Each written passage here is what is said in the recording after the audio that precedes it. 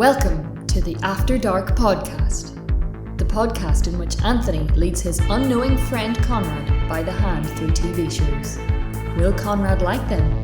Will Konrad hate them? Will Konrad predict what's going to happen, or will he be lost in the dark? Find out now, only on the After Dark podcast. Hello, and welcome to the After Dark podcast. I am Anthony James, and with me as always is Konrad. Hello. That's him.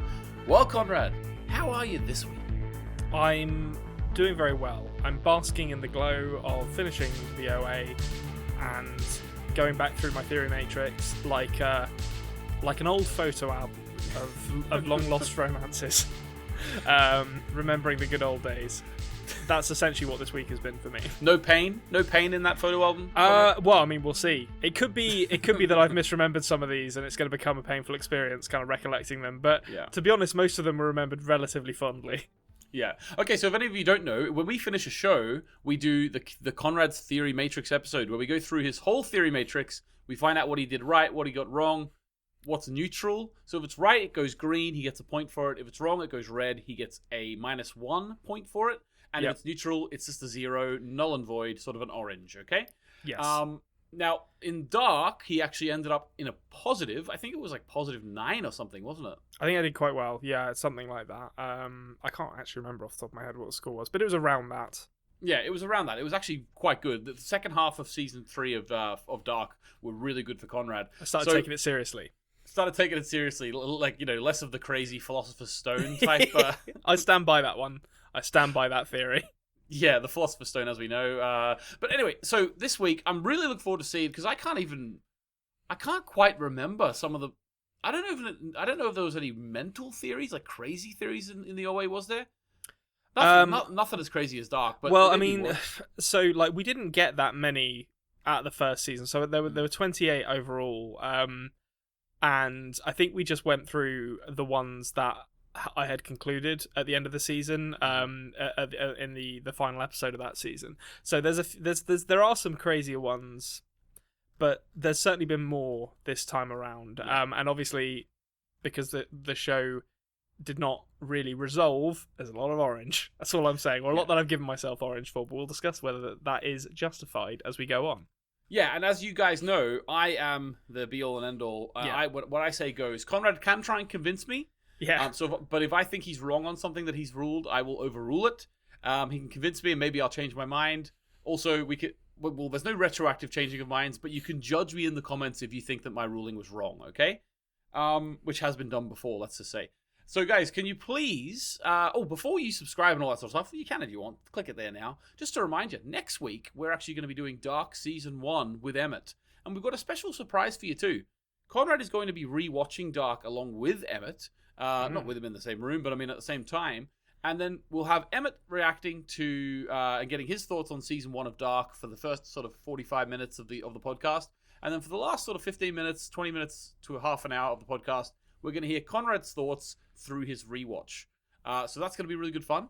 So as we go, we'll have Emmett's first reaction and Konrad's second reaction. Obviously, Emmett won't be around for the Konrad part, because otherwise we'll be spoiling season 3, because I'm sure Konrad's going to notice a load of stuff that we didn't notice. You excited for that, Konrad, to rewatch? I am very excited for it. Yeah, I did, full disclosure, I did watch 1 or 2 episodes kind of preemptively for that today, and it was like slipping on an old coat. It was just a wonderful experience. I was like, oh, this is a good show.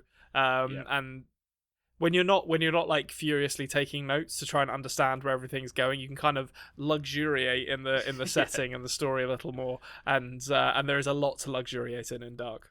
Yeah, it's absolutely fantastic. I'm looking forward to hearing your second viewing. Right, guys, subscribe to the channel, like the video if you could. If you want to subscribe to on YouTube, we have the Culture Cave. If you want to subscribe on audio apps, the After Dark podcast is where you'll find us.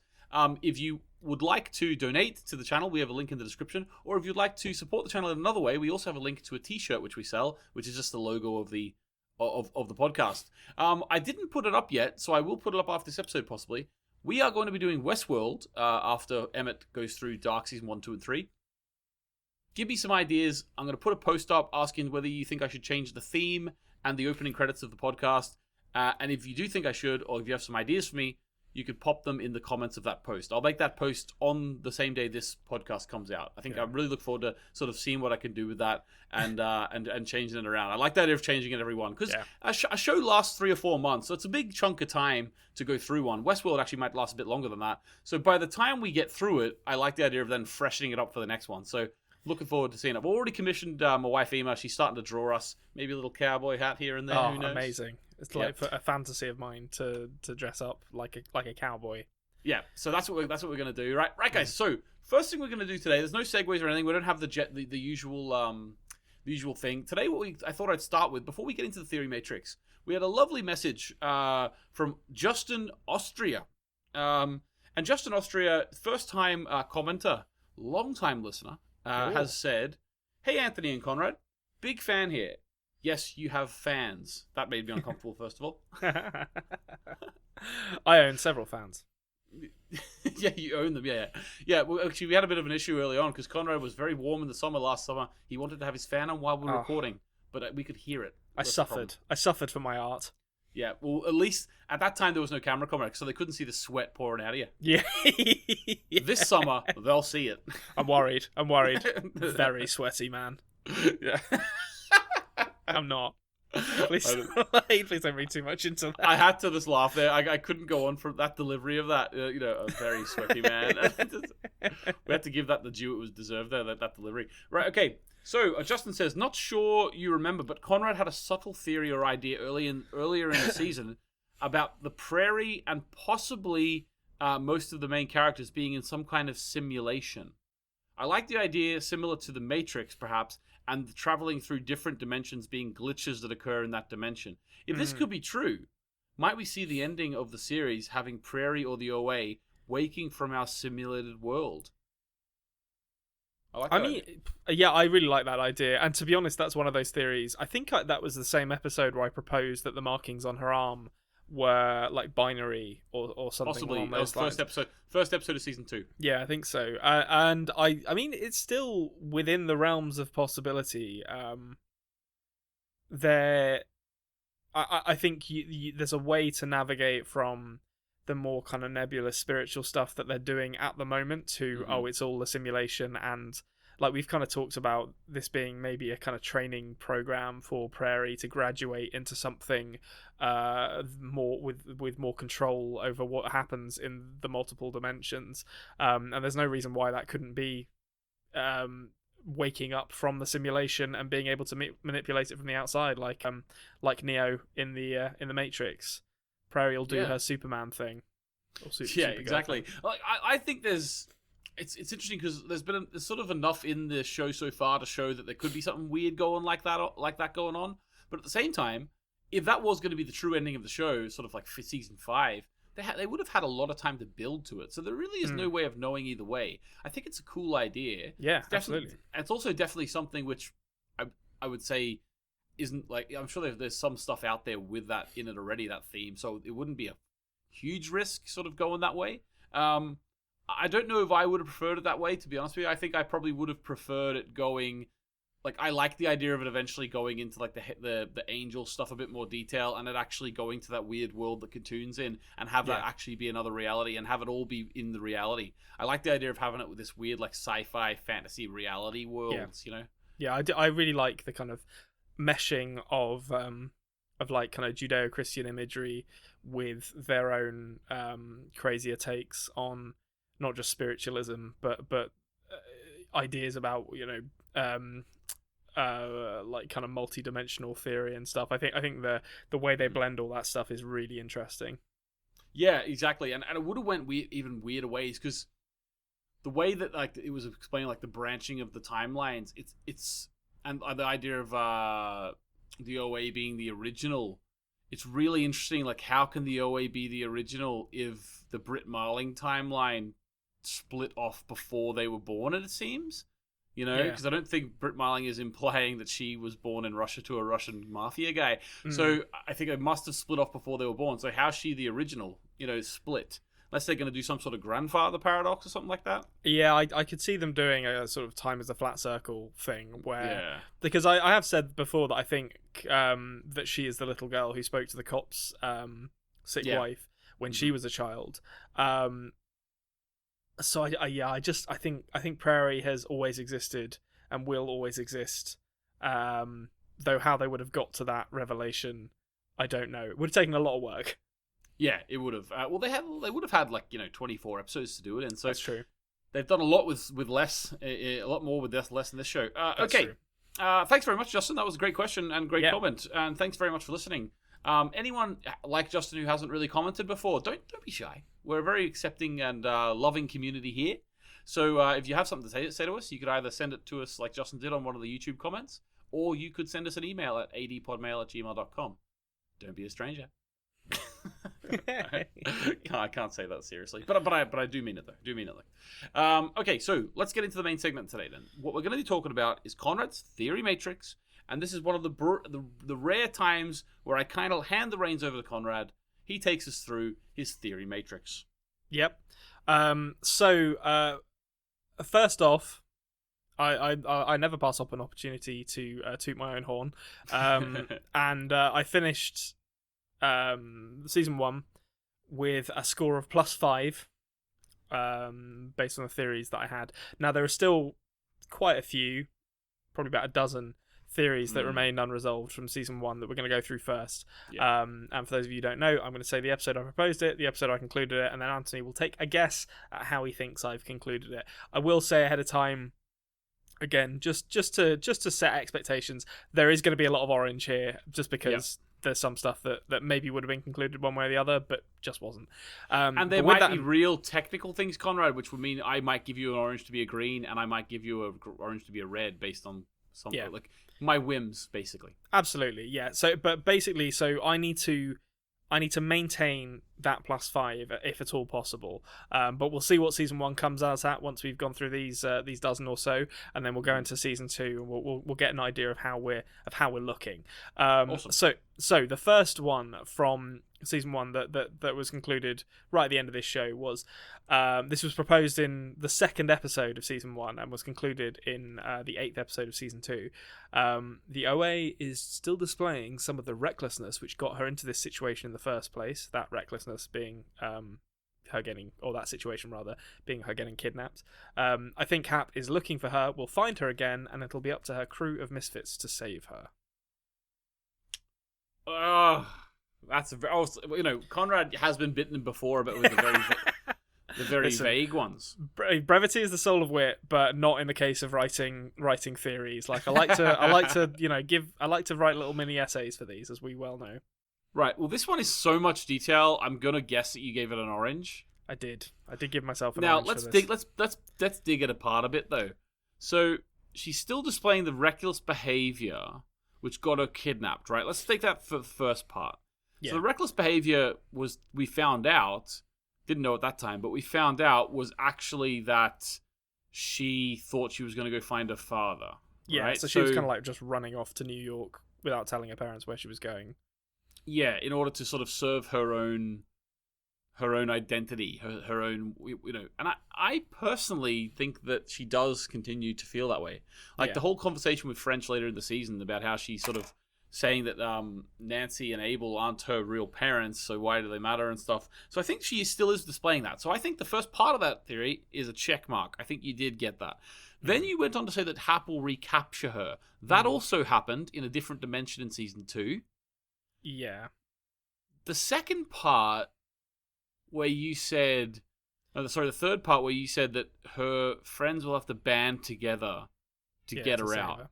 I think that's what makes it an orange. Yeah, I think that was kind of my approach to it as well, where like there are individual parts of that are probably correct, but ultimately it's vague enough that I couldn't in good conscience give it to myself. If it was vaguely correct the whole way through, I possibly could have given it to you, but if there's one bit of vagary in there, it's got to be an orange. Yeah, we full disclosure, harsh judges. There's no value in the win if it's given to you. All right, it has to be it has to be earned. Okay, here we go. So this one's from episode 3 of season 1. This was concluded in episode 8 of season 2 as well, as most of these ones in season 1 were, to be honest. August was Rachel's sister. Okay. I thought this as soon as you said it, and I'm going to tell you now, it's a red. You think it's a red? Yeah. 100% a red. I feel like that's an orange. This is not confirmed either way. Well, I think I really do think Konrad. Like now, I'm like I don't know how to explain this because I didn't watch the episode today. But when Rachel explains her NDE and explains how how it happened and her sister was in the car with her and stuff. I don't believe that if you would have viewed it in that way, like thinking is August the sister that she's talking about in this story, I don't think there's any way that you could think that it was her. But I don't know. I just personally, maybe it's just because I genuinely don't believe it, but there's no proof either way. Maybe. All right. Okay. I'll take a -1. I was kind of just like, I thought that was inconclusive. I think something like that, we have to assume that the fact that the character of August didn't come back in any way, we have to just assume that she wasn't related to Rachel. Yeah. That is a fair assumption. Does I feel like sense? Rachel probably would have mentioned it if her sister had been murdered. Yeah, I think that there's also more to the August and Rachel relationship that I have seen before, but I can't remember exactly. There's more sort of implied there. Oh yes, I remember now. And actually, so there is. I don't know if I necessarily believe this, to be honest with you, but there's a theory in the fandom, which is that Rachel was actually pregnant when she was taken. Okay. And August was her baby. And I know that it was an adult body in the bath. I know that, but people are saying that when Prairie retold the story, she didn't actually tell the story correctly. There's a lot of moments in the retelling. There's more than that one. There's a load of moments in the retelling of Prairie's story in season 1, which people, now I don't necessarily believe it, but there's people who think that Prairie is sugarcoating the story on purpose. So, for example, the part where Hap is eating her soup, right, and she's going to poison him. Well, there's also people who believe that that could actually be a sexual assault scene that she is sugarcoating, because if you listen to the way that Hap is breathing in it, it sounds very ominous. Now, having said that, I don't necessarily believe that, but there are some people in the fandom who sort of go down that avenue of thought. I'd be interested to hear if there is stuff that is demonstrably wrong in her retelling of the story. I don't know how that would be the case, really, because she's the only narrator or descriptor we have of the events there. I guess the only way the show could really confirm that is if they introduced, I don't know, like Hap as a character who retold the events and told them differently. It's an interesting idea. That certainly wouldn't be the first show to do something like that. I mean, it would also be really subtle. And when Perry's story includes actual angels with wings. I don't know. Obviously, if it's painful for her, but I don't know. My personal belief is that we take her story for what it is. I think she's telling the truth. I think so as well. Part of passing the story on to have her the boys sort of go along with her in this. She would have to be truthful, in my opinion. She would believe she has to be truthful. Yeah, no, I think so. I certainly don't think she's deliberately misleading them anyway. Okay. So I'll put down a -1 for that. Next one from episode 3, also concluded in episode 8 of season 2. The Arabic-speaking lady takes something from each of the people she encounters.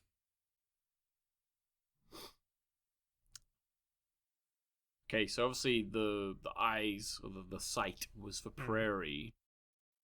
The Arabic lady cartoon only actually appeared to Prairie though, so I think that that's true.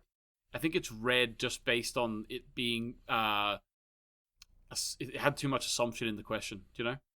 Yeah, I gave myself red for this, to be honest. Like I was like, I thought that I thought that it was going to be a character who would recur visibly for each of these characters in NDEs that kind of match Prairie's, and it didn't really go in that direction in the end.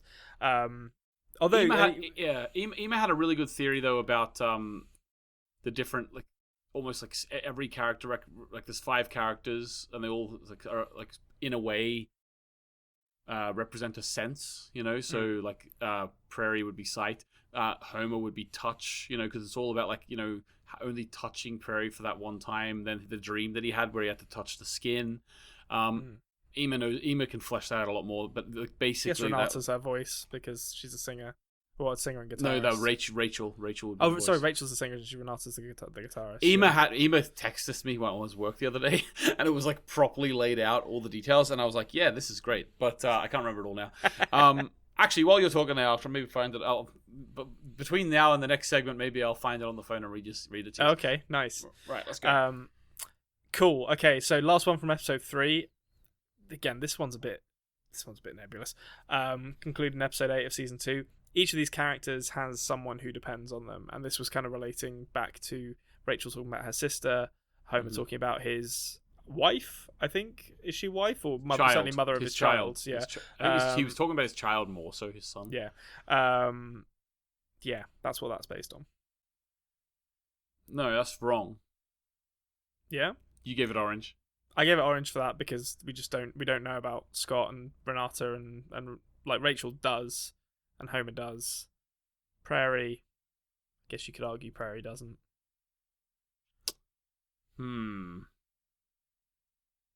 Okay, I'm happy for orange. Yeah. I'm happy for that. I can't just assume that my take on the show is correct, so therefore it is just orange. I would like to think though that if they were going to set up something where each person has like a reliant, it would have been done before the end of the second season. But at the same time, you never know. Yeah, that's fair. But I mean, yeah, that one was that it could have easily been red. 'Cause it's definitely not green. Okay, so now we're jumping forward to episode 5. This was concluded in the second episode of season 2. Some of the other captives have been sent to another plane universe or /universe permanently. I would say that's well, I'm going to negate the word permanently because I think the whole yeah, I did myself. I put myself in danger with the use of the word permanently there. Yeah. But we'll just negate that. So it's green. I'm going to give it green. Okay. Yeah. Cool. Is that what you gave yourself? I did give myself green for that. Yeah, I agree. Yeah, the permanently thing. The discussion would only come up like, can they go back to the body they left from this? But considering they were in the middle of a field and they took poison, and they're not going back there. Ambulance wasn't caused. They're not going to go back to that one. So yeah, the answer is yes. Okay, cool. They might not stay permanently in the next one. But no, that was back. where I was thinking permanently was going to trip me up. Was they will eventually leave for somewhere else. Okay. Also from episode 5, the Arabic lady Khatun is giving them the movements when they have an NDE. I actually think I might have marked this. I'm not sure about the mark I've given this now. So you gave it a green. I did give it a green, but I don't actually. I think it probably should be orange because I don't think there's any confirmation that it's Khatun who is giving the others the NDE, giving the others their movements. At that point, this matters. At that point, did Prairie have the movement yet? She did. By episode then I think 5. it probably has to be orange. I think if you predicted that she gave it to Prairie, then that would be a clear green. But yeah, Khatun like figures gave definitely Renata, I think, got hers from a Khatun like figure. Well, that's not confirmed, but they mentioned her version of Khatun was at least in her NDE. So I think probably I would go for orange for that, just because you thought that the rest of them were going to be like Prairie's experience, but it wasn't. Yeah, and I think the next two will kind of weigh into that as well. So this first one, this one less so, but the one after this actually. So this is also from episode 5, concluded in episode 8 of season 2. This show is going to be a Preacher style, which if you don't know Preacher, all of you at home should check out the graphic novel Preacher. It's very good. A Preacher style God is missing situation.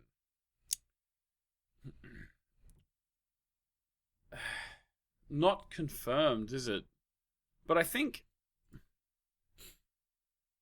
it's so vague. Like, it was never going to be exactly like Preacher. Do you think there's enough of the religious aspect in this show to say that you're right in that, or does it all? It all depends on when you make the prediction. There, like if you had said that in season 1, episode 1, season 1, it would have been like, okay, like maybe she isn't technically God. Yeah. but there's But you're taking a definitely big swing something. on There's something going on there. Yeah. But because you probably found that out eventually, whenever you figured out the original Angel thing. Yeah, and that's then when this is coming about. Is after the original Angel stuff, and once they're starting to drop like some of that like Christian terminology or Judeo-Christian terminology. That's where I made this prediction. So, I mean, to be honest, I gave myself incorrect for this because I just don't think there's enough. Maybe the show would have taken a hard turn into that in the later seasons, but I just don't think there's enough in what we have to say that that's the direction it's probably going to go in. It seems a lot more grounded than that, weird as that is to say. Yeah, okay. I think I would agree with you. Okay. So, This is the one that I'll be interested to get your take on, actually. So this is from episode 6 and concluded in episode 8 of season 2. All of these characters are getting their own version of Katoon. We only have confirmation of Renata, but I'm going to say... I'm going to give you green on that. Oh, okay. I gave myself orange for that one. I think... I don't think that the... I think we have. I'm going to go green. I'm going to say green because tell you why. I think that the fact that Renata has that figure would make me believe that it is like, why is Renata special? More special than Homer? More special than Scott? You know. Again, it comes down to when you predicted it. Did you predict this after it said Renata had one? So that was episode 6. That probably was the episode, I think, if I'm thinking back, where Renata has it. Okay, well that might be an orange then, because if you had predicted that before it was revealed Renata had one, then I would have said, yeah, brilliant, you predicted that. Yeah. But we haven't got confirmation that all other 3 have one, so yeah. Okay. Orange. All right. Oh no, I've just given myself -1 for that. Don't want to do that. No, not I don't need those points. Okay, so we're into the last 2 episodes of the season now. Mm-hmm. Some pretty big swings here, and okay. I don't think any of them really paid off, if I'm honest. So, first one, episode 7, concluded in the first episode of season 2. Prairie is traveling this season, but the boys won't come with her. It's a fucking cracking that one over the fences. Yeah, that's great. Yeah, that's the one that I'm like, nice job, Konrad. That was a good guess. I mean, Steve wanted to go with her. Oh, yeah. He absolutely did. Okay, so this one's also from episode 7. This was also concluded in the first episode of season 2. The portal will look like a kind of stream of light. Yeah, I led you down that route. Sorry. You did. Led me a merry dance to that one. Yeah. I mean, it's it's an interesting thing to speculate about, but it was ultimately speculation, and it was ultimately incorrect. Yeah, like I just we were talking a lot about going to other universes and realities, and I thought we sort of had to talk about what that would look like. So, yeah, sorry. No, it's fair enough. Okay, episode 8. This was concluded right at the end of season 2. Prairie was the little girl the woman with dementia spoke to. I don't actually think she did have dementia. I think she had ALS. I don't know why I've put dementia there, but... Well, that's not confirmed. Yeah, I gave myself orange. We both think that's true, but yeah, orange. I believe it in my heart of hearts, but I can't score myself for something I believe. Okay, this was proposed in episode 8, concluded in the first episode of season 2. Prairie isn't talking to Homer at the end of this show. So for those of you who don't remember, there is a voice at the very end of season 1, and Prairie looks up and says, "Homer?" And then the season ends, and I was like, I've seen movies. But it's like it's going to be the silhouette not in focus that looks like it's going to be Homer, and it comes into focus and it's going to be someone else. And wouldn't you know it, they bloody got me because they went. Yeah, we even at the time in the episode talked a little bit about this one. So I think we concluded on that episode that actually we'll count it as being Homer because it kind of is. I mean, it is Homer. It's not her Homer, but like it's... Yeah, but if it was a picture of Homer Simpson, we wouldn't be saying it was, That's true. But that wouldn't be any version of her Homer. Like this is. But it would be Homer. But it wouldn't be her Homer. Yeah, that is true. That's a fair point. Or Homer, the Roman Greek poet. Yeah, I can never remember which one he is. Of course, he's the Iliad. Yeah. Okay, so last one from season 1, concluded in episode 6 of season 2. We'll see what you think of this one. Riz Ahmed's character Ilyas is shady as hell and was up to something bad in Prairie's house. It's the word bad. It's the word bad. I mean, it looked bad at the time. I'll say that much. Yeah, it did. But we know that it wasn't bad now. He actually was there to support her in some way. We don't know why, but he was. So the question remains: was it bad in the respect of like he's an evil man, a bad thing, or is it bad in the way that like relative, or is it a Billie Eilish type bad guy? Who knows? What did you give yourself for that? I gave myself orange for this. I let myself out of jail. I was like, you know what? It was breaking into someone's house and planting stuff is shady. That is shady, even if your intentions are benevolent. So I was like, there was more going on there. I think orange is fair enough. Okay, so that takes me for the end of season 1 down to a score of +2. So I've taken a bit of a pounding, but just maintained a positive score. And honestly, looking through what I've given myself for season 2, this is going to be close. It's going to be it's going to be close. I don't want to give anything away, but we'll see how this ends up. So let's just do it. Let's just go into season 2 then. Okay, all right. So this was proposed in episode 1. There was a few. I'll apologize for this now. In season 2, there was quite a few theories, which I don't normally like doing, where I proposed it and then it was like basically confirmed in the same episode. I try not to do those as much as possible, but we do have a couple here. So this is one of those. The timeline for Buck/Michelle makes no sense, so there must be alternate versions of each character.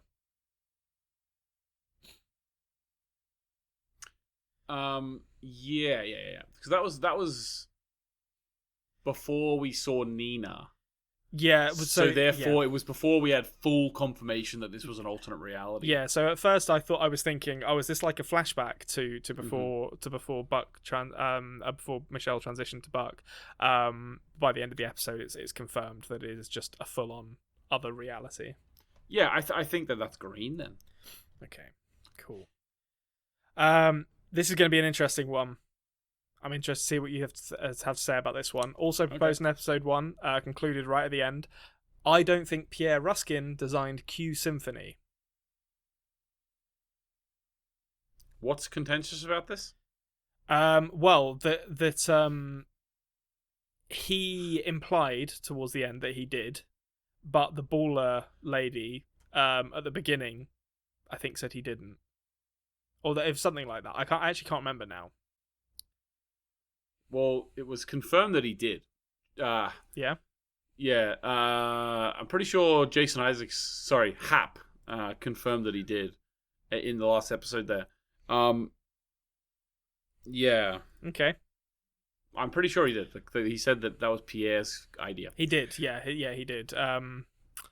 I think it was the baller who said he didn't actually design it. Or that someone led me to believe in the show that he didn't actually design it. And yeah, I think there was some talk. There was some talk about like he wouldn't get his hands dirty or something like that. You know what I mean? Well, and it was also like I think from my point of view, this is when I like going back to that question we had at the beginning of the show. I think this was when I was approaching it as like there is this kind of simulation-y element where there are like these games that exist that are like kind of designed by some other power or influence, and Pierre Ruskin's just kind of he had the kind of characterization of what is an ostensibly like kind of a brilliant man, but he's actually just standing on the shoulders of those who've come before him and hasn't actually done any of the work himself, which I think is probably still true. But yeah, well, Konrad, I will say though as well, your theory did say, like, read the actual wording of your theory again.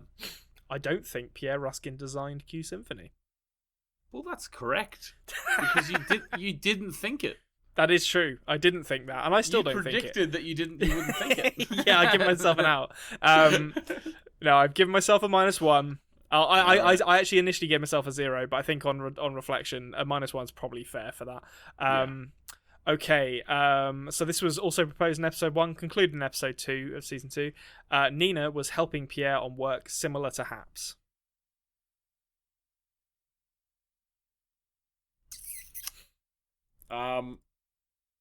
Well, it depends in what way similar. Like, we know that they want to find out what this house does. We know that Nina knew the house was a doorway to other realities, or a window to other realities. Yeah. Isn't Isn't that what Hap was trying to kind of do too? Yeah, So- I think that this in episode 1, I was very broadly thinking of it as like they're getting into interdimensional Yeah. stuff. Yeah, you didn't actually mean they were going to take 5 people, put them in like a pentagonal prism thing. You weren't thinking about that. You were just literally thinking like they're driving at the same questions here, and I think that's correct. Okay, good. That's nice to see.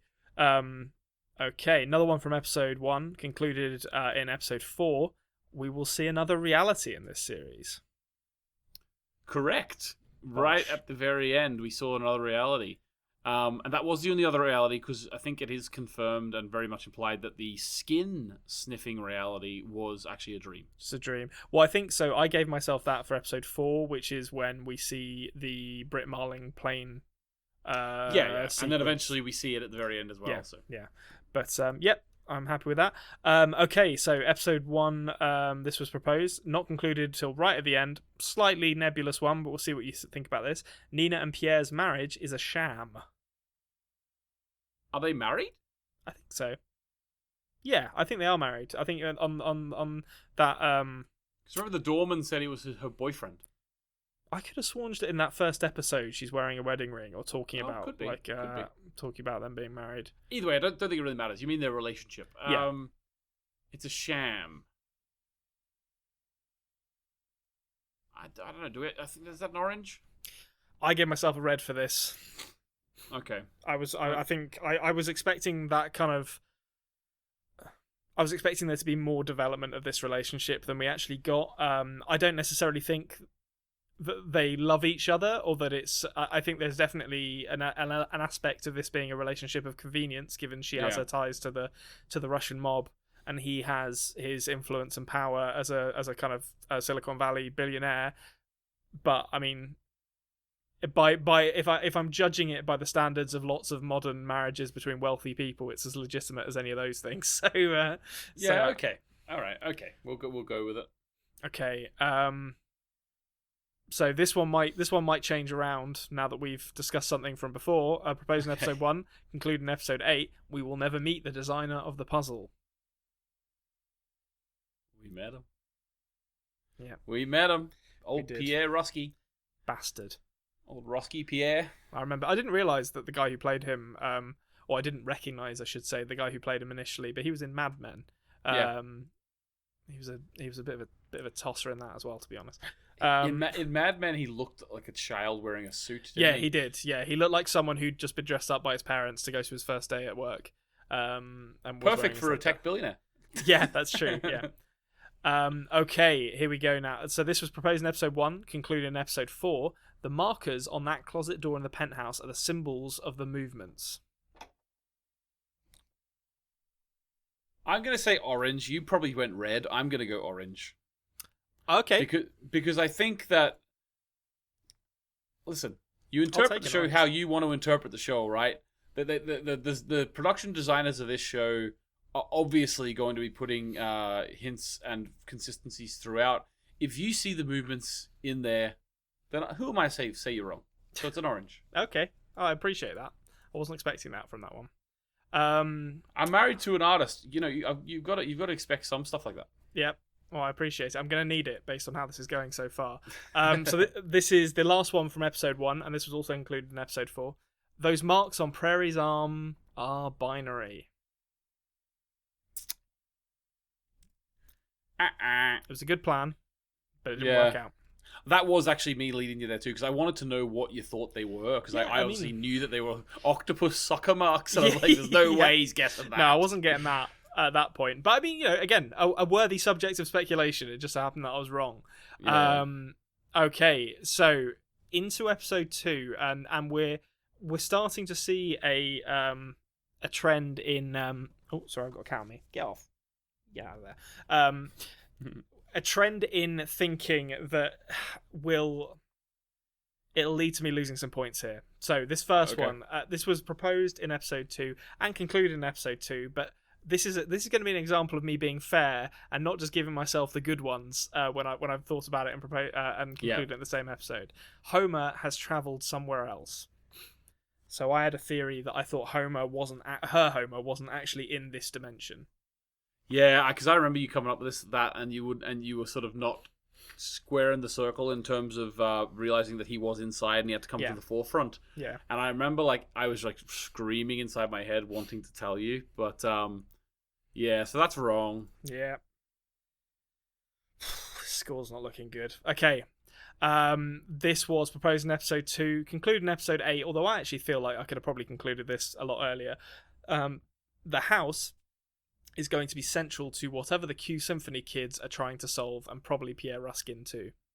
Okay, well that's a good old green there. Yeah, good old fashioned green. Yeah. Back on track.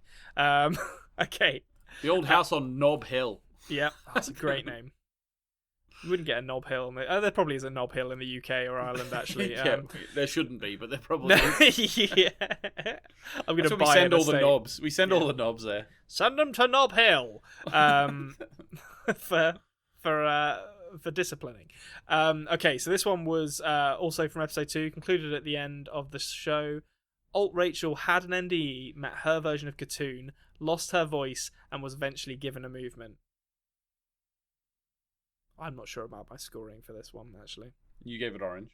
I did give it orange. I'll agree with that. Something like that's. I know it's very specific, but at the same time, it's like, these characters had 3 more seasons of building to go. So yeah, that is true. Okay, this is another one. Proposed in episode 2 was a bad episode for theories. Proposed in episode 2, concluded in episode 2. Prairie is going to try and bring Homer and Rachel home to these bodies through her ability to direct her jumps. So I thought she was going to head off to find Homer and Rachel in whatever bodies they had ended up in and bring them back. Okay, no. Yeah.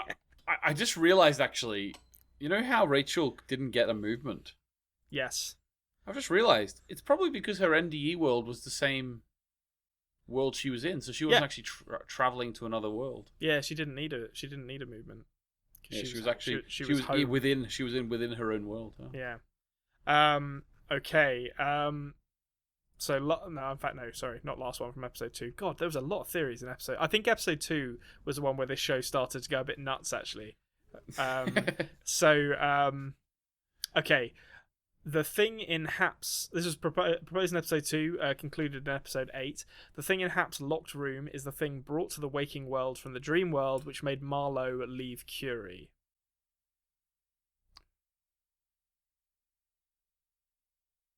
I'm going to be controversial here. Yeah. I'm giving you a green. You can give me a green for that. Oh, my goodness. I'm giving you a green. I had a red for that because I was like, I feel like it's not enough. Okay, now you got me thinking. It's either green or orange. It's not red. I don't want to talk myself out of a green. It's not red. It's definitely not red. Okay, let's deconstruct it. Marlowe left Curie because of what was happening to the young people. Having said that, it was what happened to Michelle which made her leave. And Michelle isn't in there because Michelle's consciousness is in a different reality. Actually, that's not the same as when Hap got them and their ears started growing. So I think that's an orange. I think upon reflection, it's a slightly different thing, but it's not a million miles away. Pierre Ruskin was doing shady stuff with Hap, and that's Marlowe wanted out because of the shady stuff, you know? Yeah. I think that's fair. Okay, I think we're going to get a good stretch here towards the end of this. So we'll see what you think. See if you you break down my good stretch. So also episode 2, concluded in episode 8. The house is the map. No. You don't think that's true? They say that there's like a map. Yeah. Or whenever they're doing the charades. Yeah. Yeah. So the map is the plants that are growing out of the kid's ears in the in the thing. He's making a map in the room. Okay, I gave myself green for that, but maybe I misunderstood what he was talking about with the map. So remember, she said was trying to explain in that game of charades what was in the basement room. Yeah, and it was saying that he's making a map. So the map is all the petals, so he can pick one up. It's a map of the multiverse. Okay, fair enough. Yeah, I think the house could be viewed as like a junction, but it's not the map of the junction. Okay, no, that makes sense. Okay, well, that's a bad start for what was supposed to be a sorry, good run. Conrad. I don't know why I feel like really bad about doing this. No, it's fine. Like, Listen, it keeps it interesting. Keeps things tense. You don't run away with it. There's no joy in that. The best win is a 1-0 win. Exactly. Yeah, tense 1-0. That's what we're looking for here. So this was proposed in episode 2 as well, concluded in episode 5. The flower image is the window at the top of the greenhouse. Yeah, that's great. Yeah, that's correct. Cool. And this one also concluded in episode 5. The house gives you a way to travel. Correct. Nice. Okay, here we go. Big swing coming up for this one. This is gonna require some discussion. And I'm interested to see your thoughts. Proposed in episode 2, concluded in episode 8. The room Rachel found contains some kind of sea creature that can do weird interdimensional shit.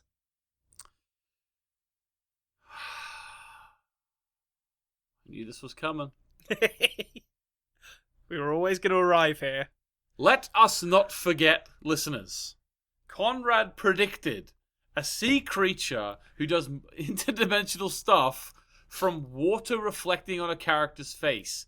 Yeah. Now, I've explained it before, and I'll explain it again.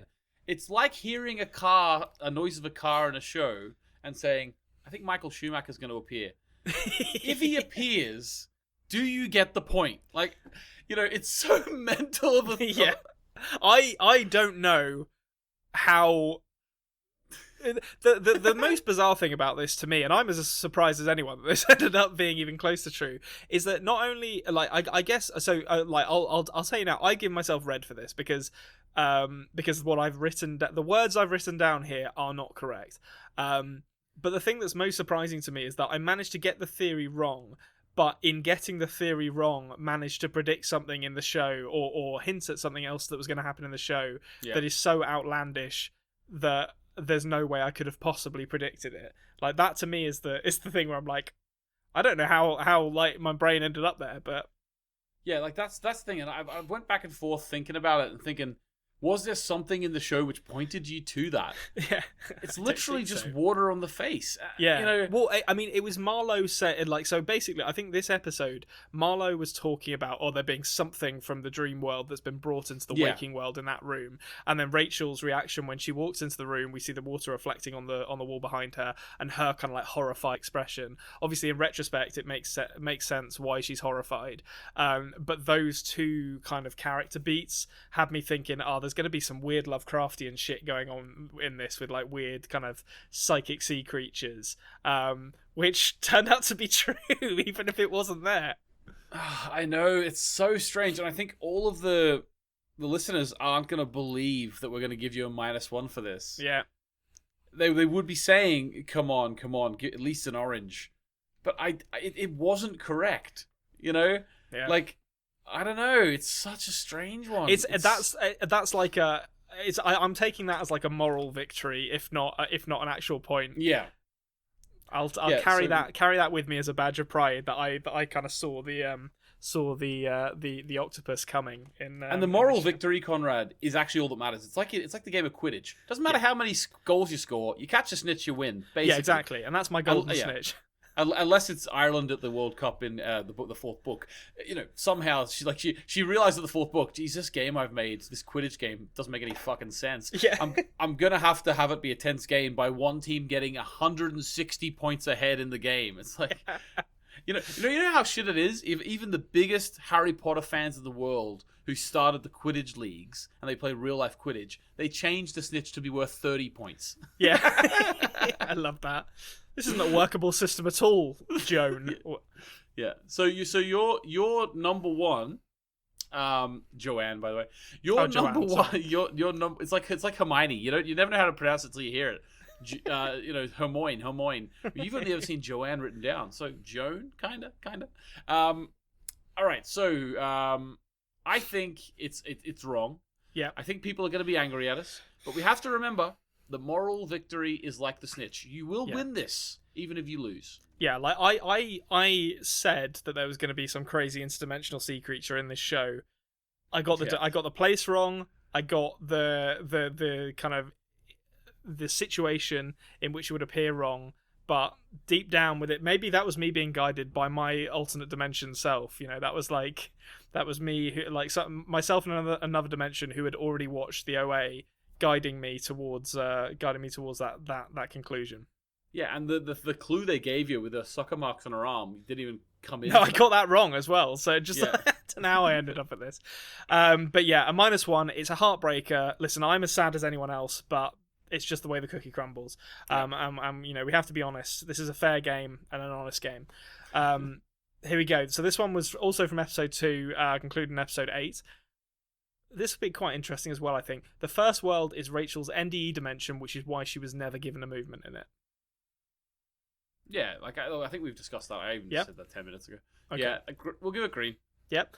Okay, and also concluding in episode 8, similar one. Rachel is having an NDE, although I guess this would be more appropriately be called just a DE in Buck's house in the original world. Yeah, like, take the letter N off and we've sort of got it, haven't we? So she sort of turns into a ghost in a way, like she's haunting her she's NDE dimension. Yeah, she's kind of turned into a ghostly energy ball. Yeah, it's cool. Okay. Leave your doors open. Okay, so we're into episode 3 now. So there was a lot. It does slow down with the theory crafting, so don't worry, it's not all going to be that much. So episode 3, first theory I proposed in episode 3, and this was concluded in episode 6, I think, based on some stuff we see with this character. Ilias is tailing French and possibly the others, and this was based on a shot of French and Abel in the library with a kind of darker skinned character clearly in the foreground of the shot, out of focus, that looked a little bit like Ilias to me. Yeah, so I think at the time, before we saw Ilias in this season, there was reason to believe that he wouldn't have been gone. There was reason to believe that he was tailing. I think, I don't know what you concluded on this theory. I think now you probably just think it wasn't him. But I don't know, what do you think in terms of the theory there? So I gave myself a 0 for this because I was like, even if it wasn't him, I feel like the fact that shot is constructed that way, to me, is at least designed to imply that character is still kind of present and will have a part to play in this storyline. Okay. All right. I can get on board with that. Yep. Cool. This is a heartbreaker because it could have been so different. This was concluded in episode 6. BBA is going through that TV. When you said that, I was honestly like, all that bother with the movements, and then all of a sudden you can just go through a TV. I love the idea that there's like some charlatan psychic in Michigan somewhere or whatever, just a broken television, and then it's like giving interviews to the police, being like, "Yeah, this cult turned up and broke my TV." That is so good. Yeah. She was probably the one who reported it to the police. Oh, no, it was their parents who reported it to the police, actually, wasn't it? But yeah. Okay, last one of episode 3. Concluded smack bang in episode 8. The boys and BB-8 are going to travel this season.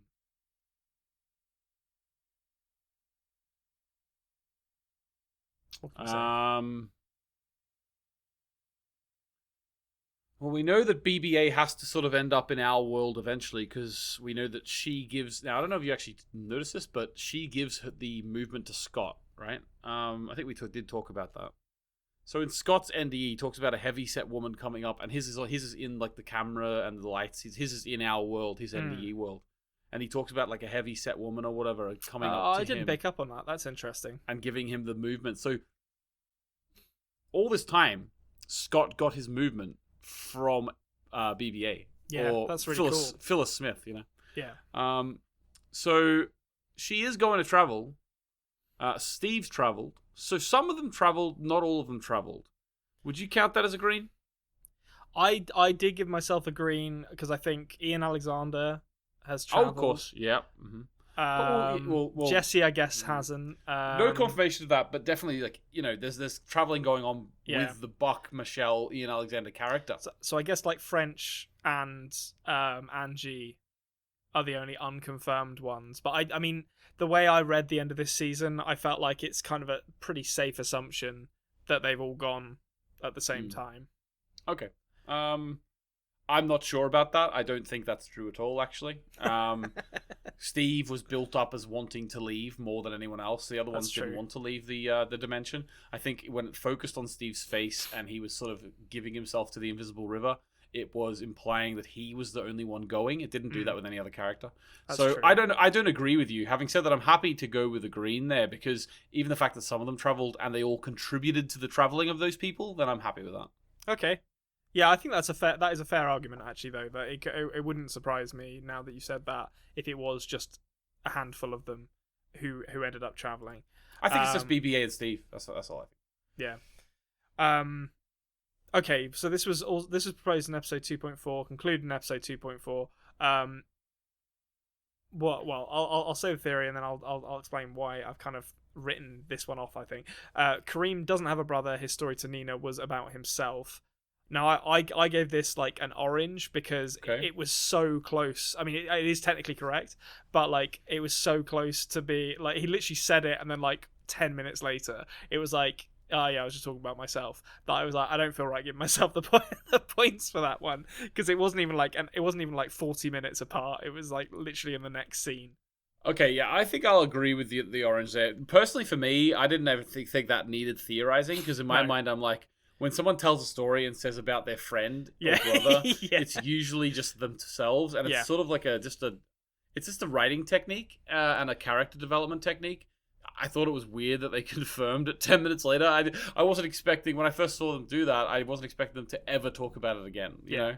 Yeah, I think that definitely weighed into it as well. I was like, I don't really feel like this is worthy of a theory, to be honest, in the first place. Okay, and sort of similar in the next two. So this first one was proposed in 2.4 and concluded in 2.4, which is that Kareem is Owe's brother. Yeah, I think, but that is something that is worthy of a theory. Yeah. So I think I will say that you can have a green for that. Okay.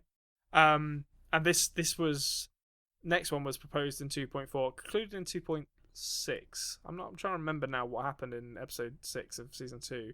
That led me to do that. But Katoon is both of their mothers.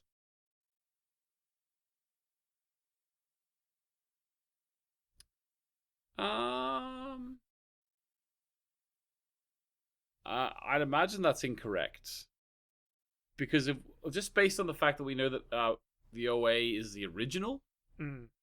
So if she's the original angel, how can a different angel be her mum? I'm trying to think what Old Knight says. Like, if you're the first ever chicken, your mum's not a chicken. To be honest, I gave myself green for this, but in reflection, I don't know why. I can't justify why that's happened. I can only tell you what the theory matrix says. I'm merely a vessel for the theory matrix. yeah. I don't really know. I don't really know why that would be correct. Yeah, not sure. I would have said incorrect. Although I'll give myself incorrect. We can go orange. No, that's fine. I think. Which one will make the theory matrix finish more dramatic? I'm not going to tell you now. We're in the middle of the scoring. I won't allow you to place your thumb on either side of the scale at this stage. It is going to be close though. Okay, we'll see. So, oh yeah, good God. Just make sure my scoring's right. I don't want to get to the end of this and be like, I've done it, and then it to actually turn out to be I've scored it wrong. Okay, so this was proposed in episode 4, concluded in episode 8. The handheld camera section is OA visiting Britt Marling in the real world. Yeah, that was a fantastic theory. So I'll correct.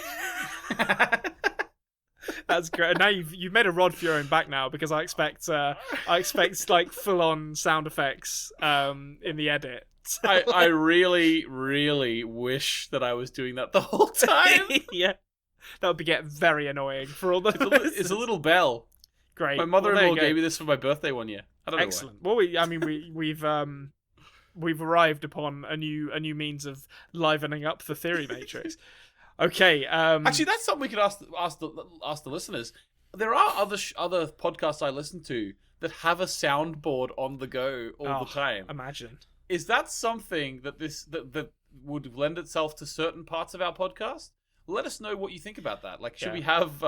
Whenever I theorize, we have like an air horn, just like ba ba ba ba ba ba. yeah. But like, we could even just add quotes in from different shows we watch and stuff, you know? So eventually we'd have like all this sort of thing, like, you know, ik bin du, you know? Like, could be great. It could be great. Let us know, guys. The old Arnold Schwarzenegger soundboard things. Do you ever listen to those? Yeah. Who is your daddy and what does he do? Yeah, what does he do? The Get in Jack Black touch. one as well. Get in touch. Step out! You know? Something to think about for Westworld. Yeah. Okay, Elodie is Katoon. Westworld would be great for Terminator ones. It would be good for Terminator ones. I'll have to think about that. Maybe for the movie podcast. Maybe we should have a soundboard for the movie podcast. I'm not doing that. I refuse to edit that. No, you don't edit it. You just have it there. Well, you play them the whole way through. We'll see. We'll It's see not about that. It's not an edit. It's a soundboard. So if I say something stupid, you could have someone come up and just a movie quote calling Laser me stupid. noises. Yeah, exactly. It would devolve into that. Yeah, just us playing sounds for an hour. Yes, Elodie is Katoon. I'm getting this train back on track. Proposed in episode 4, concluded in episode 8. What do you think? Concluded? Well, I mean, concluded in episode 8, so not really concluded at all. Oh, okay. So orange. Yeah, I gave myself orange for that. Don't know. I think she is, but can't really say either way. I don't think she is. So you don't think she is at all? no, I think there's an argument for it. Definitely an argument for it. But I don't know. I think that the web of travelers is going to be much bigger than we think. You know. Yeah, I think that is probably fair.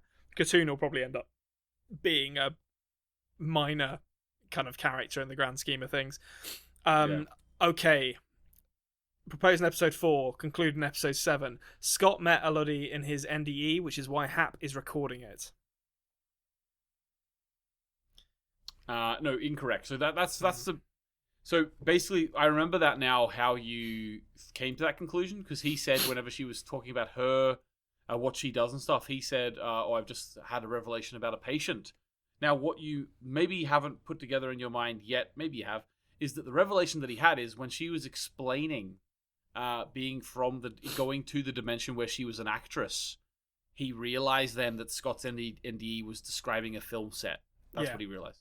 Yeah, I think that kind of that all makes sense in retrospect. I wonder if he knew as well that he and Britt were together in that universe based on what Scott had described to him as well. It would definitely explain why he wanted to go there. Let's be honest. Someone actually in the comments said that they think that. Well, there's two things, actually. One thing is that they think that he's not really... Jason Isaacs is not really married to Britt Marling. He just said that as Hap to try and get in the ambulance. Yeah. I think that's interesting, because no one else around was like, hang on, that's... Are they wearing rings? I mean, I guess they wouldn't be when they're on set, but... Yeah, I don't know. Another thing was, which I could get on board with, and I don't know how we didn't spot this, the reason why Jason Isaacs' voice was so bad is because he actually was Hap putting on an English accent. Yeah, like Hap going through the fucking Dick Van Dyke filter to arrive at an English accent, which makes sense to me because it means that I think Hap was eating so many of the petals before he went there that he sort of knew everything about the reality, kind of, you know what I mean? But it still had to kind of warm up the old pipes to get the English accent. Yeah, because I think we were talking about that maybe it's because Jason Isaacs is now integrated with Hap, but I don't think that's true. I think that he just knows. Maybe he is integrated with him to the point where he knows everything about himself, but I think Hap is still very much at the forefront of the mind, you know? Yeah, I think that's right. Okay, so this was another one that was concluded in the same episode that it was proposed. Proposed in episode 5, concluded in episode 5. Hap will discover another way to travel via Elodie. Correct. Bosh. Very similar, but it is different. Yeah, and not only will he discover it, he'll commission some fucking engineering student to build life-size replicas of the method that he is given in the space of like 4 days. Don't know how he did it. Yeah, I would, yeah. I don't know. I think that's the one thing where I'm like, that is ridiculous. I think there might be some sort of deterministic or something aspect going on there where they were already in place for it. That's how I kind of feel. Having said that, you know what? The man's got a lot of money. Listen, You know. it's San Francisco. If there's going to be robots with arms that can do that kind of stuff, it's going to be San Francisco or Japan that they exist, let's be honest. Yeah. Okay, so this was proposed in episode 5, concluded in episode 8. The seed growing in the ear implies an unbreakable attachment to the house and through it the multiverse. Lots of words in there. Unbreakable attachment to the house. Yeah. Can I ignore that and just say it's a green? Yes, you can. If you, I'll allow you to do that. If you want. Yeah, I'll do that. Okay, moving swiftly on. So, proposed episode 5, concluding episode 8. The boys and BB-8 will reunite with Prairie this season and form their tribe, which is what the tree described to the OA when she was hanging out in the roots. Okay, so my take on the tribe is that is actually the Save the OA, hashtag Save the OA that happened after the show was cancelled. Yep. That's my take on the On tribe. board with that. Having said that, Steve is reunited with Prairie. Mm. Greaser Steve. Yeah. Oh! A grease lightning. So I think probably, I don't know, is that enough? Is that enough of a reuniting to say yes to that? I'll be honest. I gave myself orange for this because we don't know about the rest of them. Yeah, okay, we'll go orange. I'd love it to be green, but we just can't say. Okay, so last one from episode 5, concluded in episode 7. The next time we see this character, in fact, Hap won't be caught by the police when Elodie calls for an ambulance, saying a young girl has been drugged or whatever it is she says, and will instead use these newfound travelling machines to find Prairie. So I thought he was going to jump away rather than face the consequences of the situation Elodie had left him with, but as it turns out, we didn't really seem to suffer any consequences. Okay, yeah, so that would be... Elodie did say on the phone that she had collapsed due to some sort of... It was an actual medical thing she said on the phone. It wasn't it wasn't calm, quick, I'm getting shot or something. Alright, so the answer to that is obviously a red then, but the thing is... Yeah, it's one of those ones, if you had kept it a little more vague, maybe we could have went on orange, but it was pretty specific. Yeah. No, I think that's fair enough. I don't think that's correct. Okay, so into episode 6 now. This was concluded in episode 7 as well. Michelle is captive in Treasure Island, and Buck will travel into her. Incorrect. Yeah.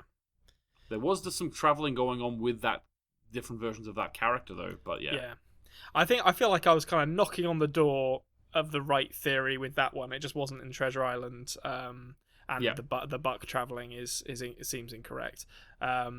Okay, yeah. So this was the only other one from episode 6, so a bit of a light episode, and concluded in episode 8. Traversing the Rose Window will show the OA the full breadth of the multiverse and how to move through it. No. Yeah. I wish I had a dinger that sounded like it was wrong. Yeah. I don't have the button. No. We'll get it sorted for Westworld. We'll have a full on soundboard. Yeah, frustrating, but not true. Okay, this was so we're into episode 7 now. We're on the home stretch, rather, not stretch. That's not a word. On both home stretch and stretch. Yeah. It's like I'm a South African. The home stretch. Yeah. On the home stretch. I apologise to any South Africans listening. That was not a good accent I did there. I will say, South Africans, get your voice out there more, because the amount of times I've been asked in my South African, it's mental. Well, I think most people's exposure to South Africans is basically just District 9. So Blood Diamond, although he's from I Zimbabwe, guess, isn't he? Yes. Rhodesia, yeah.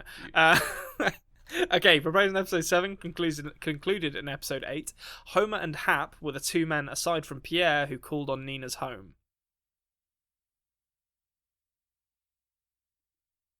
I think Homer definitely was, because they said someone who looked like your boyfriend, So they said your boyfriend, and then someone who also looked like your boyfriend. I think that was Homer. I think the doorman was sensing an innate connection there. Yeah. I also think it's not outside of the realm of possibility that Hap also went around. But was that confirmed? I gave myself orange for this. Yeah, I don't think it was confirmed, was it? I don't think we can say. I think that's another one of those ones where I'm like, I think that is correct. Yeah. If I'm being honest, but I can't give myself points in good faith. Okay. So this is a biggie, episode 7. So kind of building on a previous theory, to be honest, including episode 8, there is another universe where Hap is Jason Isaacs and Prairie is Britt Marling, and they are making a show together. Yes, and in fact, it even went further than that. They were making the OA together. Fucking back of the net on because there was a time when you first predicted that you weren't fully you weren't predicting that they were making the OA. No, I just thought you weren't they were predicting gonna... a full-on fourth wall break. You were predicting like a soft fourth wall break. Like I basically so for those who don't remember, I looked up the flight number that Kareem entered into the Q Symphony game just to see if there was anything cool about it, and saw someone saying, it was actually a flight that Britt Marling herself travelled on from London to San Francisco or something, and that's what put me in the mind of, there's going to be like a real world thing here when we get the plane sequence with the back of Britt Marling's head. But it wasn't until this episode where I was like, they are literally doing like, they are filming the OA here or filming a TV show together. But yes, so happy with that. Okay, I will say, sorry, before you go on, anyone's thinking, Konrad just looked it up and he got it that way. Let me tell you, if you looked up, like, I don't know, some other film, any other film, any other TV show, if you looked it up and it said so and so, why did they use the name, Michael? Because when they were a kid, they had a friend called Michael. It's like, oh my god, that means they're coming to the real world. Just because they're referencing things from their real life doesn't mean your mind should go to that they're going to the real world. Yeah. So I think that Konrad deserves the full praise for this prediction. I'm still giving myself the points for this one. You're not taking it away 100%. from me, internet. I won't claw it from my cold, dead hands. Okay, so we're on to the final 5 now. The final 5, and it's looking tight. Yeah, it's looking tight down there. Obviously, this is concluded in episode 8. Steve, French, and Jesse are all missing in the San Francisco world, which is why it isn't safe for them to travel.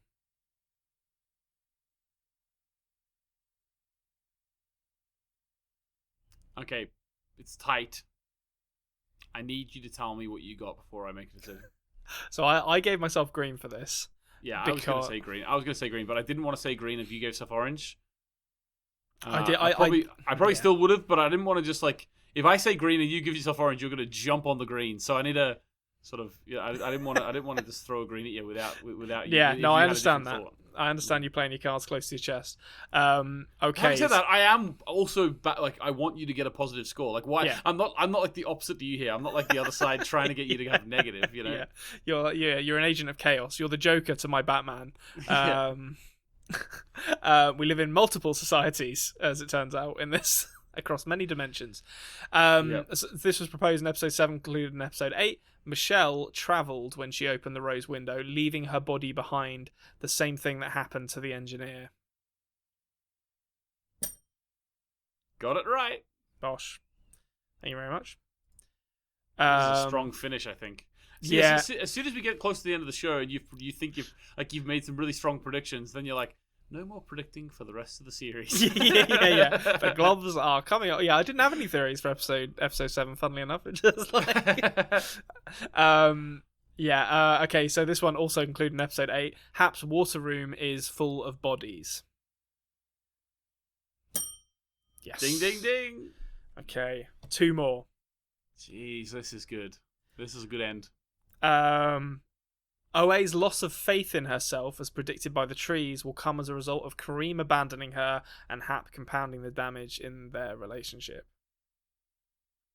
Too much information. Giving it a red. Yeah, I gave myself a red for that, to be honest, because Kareem doesn't abandon her. The way I saw the series ending was Kareem like fully distancing himself from their relationship, but in the end he kind of follows her, but just through a different path. And watches her. Yeah, watches her. The watcher in the window. And the last one is a bit of an anticlimactic one, to be honest, to end on. But Pierre Ruskin and the Russian mafia had Marlowe killed. Like, is that technically concluded? Like, I think we all agree that Pierre Ruskin had her killed. Don't know how the Russian mafia come into it, but... Well, I just don't think... he doesn't strike me as the kind of man who gets his hands dirty. I feel like that's why he's friends with the mob, so they can do that kind of stuff. Do you think it is... Yeah, okay, that's how Nina met him, basically, yeah. Yeah. Well, okay. Well, I mean, it's not inconceivable that, like, a tech billionaire could hire a hitman on his own, I suppose. Yeah, no, of course. Is that concluded though? I know we all think and know that happened, right? But yeah, if we were police, right, in San Francisco, do we have the evidence to convict? Have we got a strong case? We can't just go on witnesses. I mean, I would suicide, say apparently. Yes. Apparently she died by suicide. Yeah, well, it was. But she died by suicide, and he's aware of it before it's been like reported to the police. Yeah. And also, someone broke the window to her house. I mean, I would call that. Okay, the way I think about it, right, is obviously that happened. Yeah. So therefore, by you making that prediction, you would have had to have concrete evidence for us to say you were right, because it was such an obvious thing. That's it. Yeah. Yeah, I think I'm happy to give myself just a 0 for that, to be honest. Like, okay. it won't... Can't give you wrong, because it is technically correct, but, it's sort of a read between the lines thing, never, Okay, so that brings us to what we've all been waiting for, which is the scores. So to remind you, at the end of Season 1, I had a score of +2. So, shaky ground, but, not a bad foundation.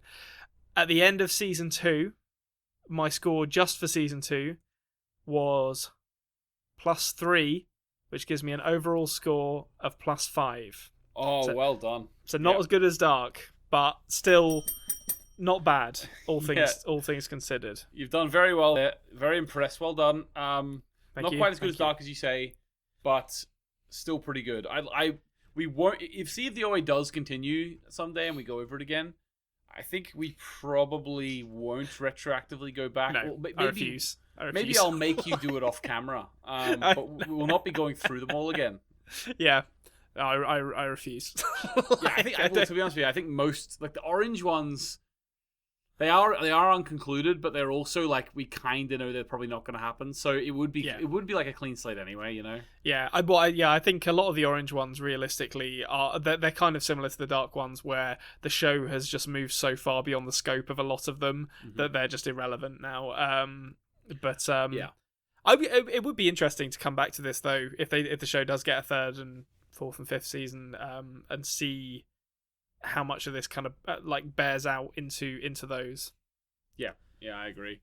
Okay, we've only got one more thing to do. And that is, I said to you guys at the start of this series of the After Dark podcast when we were going through, way back in episode 35, I think it was, when we started going through the OA, where that Konrad, he was so good at predicting things that he is going to actually tell us what he thinks is going to happen for the next 3 seasons. And whatever he says is canon. It does happen. Now, obviously, I can give my input too, but we all know Konrad is the supreme predictor. Yep. So he needs to give his thoughts, and from then on, guys, we just have to take it as 100% canon. So, Konrad, where are your thoughts right now for it?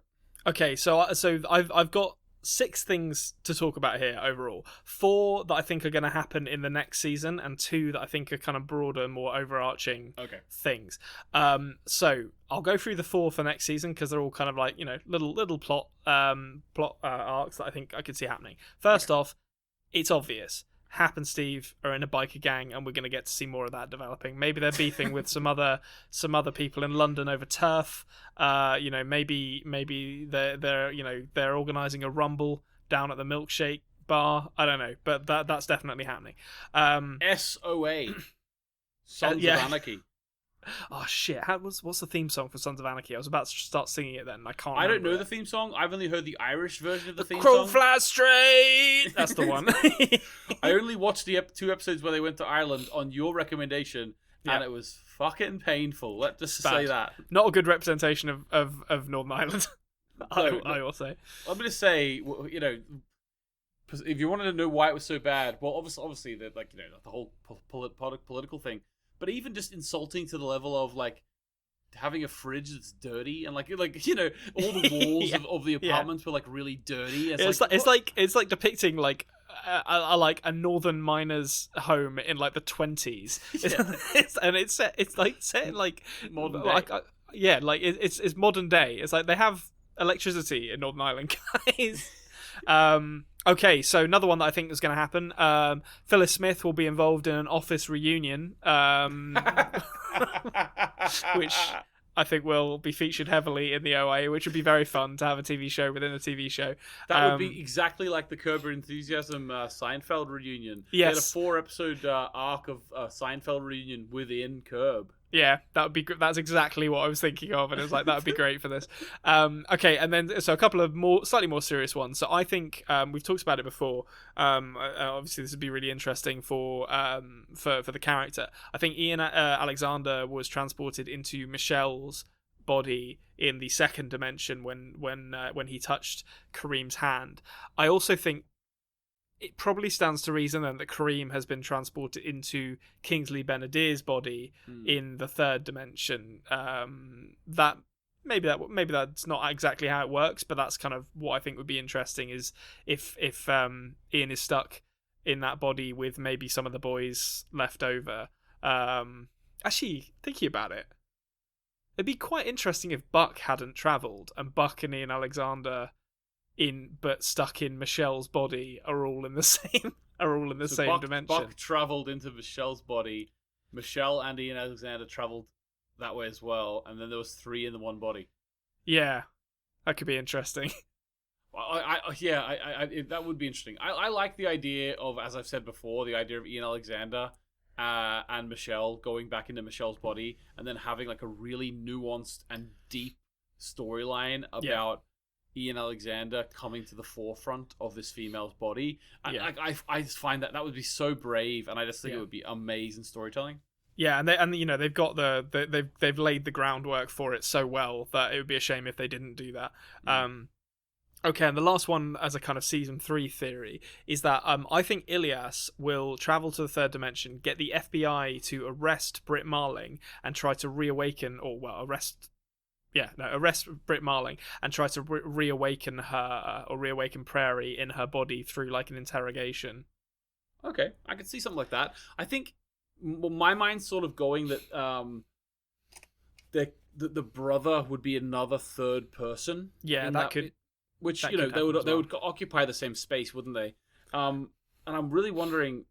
I mean, they've made a good sort of tradition here of getting like kind of minority British actors into these roles. So Dev Patel for the third season, maybe that'd be a great shout. Maybe, yeah. Well, my mind sort of goes to perhaps Zal Button-Lunglich, the director, is her brother of the third dimension.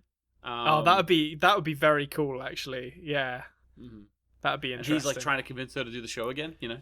Oh, there's so many possibilities. Yeah, that would be very cool. Okay, so we've got like 2 more here that I'm just going to briefly go through because I think they're quite interesting. Maybe they're complete nonsense, but there's been a pattern of characters dying before we visit their NDE dimension. So obviously, I mean, well, it doesn't really work out like that, but like Rachel died and we found out that her NDE dimension was the first place. Then we've had Scott kind of not dying but being put in like a comatose state by the house as we travel to his dimension, NDE dimension. So I think Renata would be dying in this third dimension or in some other way taken off the board shortly before we travel to her NDE dimension in season 4. Sense.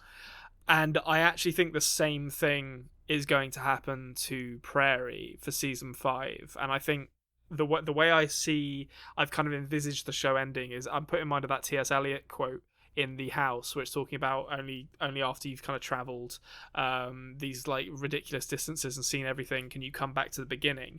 And I think the show will ultimately end with Homer having to kind of make some kind of sacrifice maybe to bring Prairie back or bring the OA back. and that will then allow her to maybe go back to her home dimension briefly to say goodbye to her parents before she ascends to whatever kind of higher purpose this is preparing her for. Yeah, or maybe even like she gets to see her father again, you know? Yeah. Maybe she sees her father again. But Yeah. I feel like the show would end with her seeing that first dimension for the last time before moving on. Okay. And it would be like, but maybe knowing that she would never see Homer and Hap again. I feel like that would be a very kind of bittersweet ending. Well, definitely. There's a few things. Okay, I love these theories, and I think definitely elements of them would be coming through. The couple of ideas that I had for like how the show would go forward is, for one thing, I think that in season 3, the way it's in our world and the way that definitely like she needs to be awoken back to being the OA. She is going to just be Brit Marling for a while. Yeah. I think they would, even if they weren't planning on it originally, if they did bring it back, not using the hashtag Save the OA movement would be stupid. Right, I think they would mention it in some way. They would have like sort of maybe even maybe a moment where like on the news maybe, or maybe they would have literally, or just like bring it into the show, like have the characters walking by the pickets of people actually, because people did go and protest at Netflix's buildings. Oh wow. Yeah. So it would be stupid not to include that in some way. The second thing is I cannot remember. We were just talking about Prairie. So going back to like her original dimension to say her goodbye. Original dimension. It's gone. It was a fantastic point, but it's gone. Not seeing Homer and Hap again, or like having to give up her. Oh yes, relationship with Homer and thank Hap. you. Yes, brilliant, Konrad. You knew exactly what to say to remind me. So I think 100%, she was going to travel to a dimension in which the tripod of her, Homer, and Hap are not connected, because Elodie referenced the idea that bad things happen when you travel outside those dimensions. So 100% that was going to happen. She was going to go and maybe in a sort of maybe kind of like in an Inception type way, like get lost within the dimension. Yeah. Perhaps going. Perhaps no. I suppose our dimension would actually have them still connected. I'm really sure that maybe would be season 4 where they're not connected. Our dimension if, they are still. So here's a theory that that's just come straight off the dome piece for you here. Mm-hmm. So she's the original angel. Yeah. What if the whole thing is a loop, and at the end of the show she gets lost in a dimension where she has no relationship with Hap and Homer, and the entire history of the universe starts again, and she has to remember that she's the OA again so that she can go through the entire process again, meet Hap and Homer, and do something that she would do at the end of season 5. That's brilliant. I like that. Like the idea that she's the original, and like her whole being is always running away or running towards one and running away from another, and then she eventually realizes at the point that she ascends, she loses herself again, and kind of the whole loop begins anew. Like she like I think she might realize that that she's never going to be happy because she'll never get Homer, and she'll always be running from Hap. And I think she'll realize that actually the best thing for the universe, or best thing for me, is just to forget myself again and start again. That'd be quite cool if that's how it ended. Because that is how it ends. Because the thing is, whenever like she said, whenever they were going to travel into season 2, where Homer said, "I'll find you." We know that they're going to a universe where they're connected, so they will find each other. But the idea at the very end of the series might be, "I'll find you in a collection of universes in which we're not connected, but I'll still find you." Yeah, and it kind of it would really like kind of drill or nail down that like indelible link between these characters, I think. Yeah, I think that's a great idea. Well, it's canon now. Yeah, it was canon now. Yeah, exactly. You're welcome. Oh, I really don't want them to make it again, because it wouldn't live up to what we just came up with. Yeah. I mean, it might just have, as we said before, the season 5 like the OA in space kind of thing, where she's on a starship going around getting into hijinks. Exactly. Now, I did say that I was going to talk a little bit about all the times that the show nearly came back. We've sort of mentioned like the Save the OA movement and stuff. I've mentioned before about. Well, actually, no, I'm not sure if I mentioned this in that much detail, so I'll mention it now. It was funny, like a few months ago, there was someone who just come into the subreddit and just been like, "Listen, I've got a mate who works at Netflix. This is the new my uncle works at Nintendo." Yeah. I got a mate who works at Netflix, and there's an announcement coming tomorrow, right? And there was like a huge, like, everyone on the subreddit was like, "Oh my god, I know it's not true, but please, I'm getting excited anyway." And then, like, you know, the hour after it came and went, everyone was just, every post on the subreddit was, "Can we ban so and so? Can we just ban them?" That's great. But there is currently, if you want to go over to the to the subreddit, the OA subreddit, there is currently a huge build up. It might already have culminated in the past. So this is released on Monday. There's something to do with Sunday. So apparently there's a big build up. It's got to do with clues being left on Zalbut Munglish's Instagram account. Things like Konrad. Now this is really weird. The number 37. I think it's 37. I believe. Might not be 37, but the number anyway is really, someone has like done a lot of analysis of the show and found that actually this number is recurring throughout the show. And on Zalbut Munglish's Instagram, every time he would put a new photo in, he would take an old one out, so it kept 37 photos. Yeah. Stuff like that. As well as that, like, there's like this is a load of stuff. So people are posting new stuff every day that they're noticing. It's all gonna come up to nothing.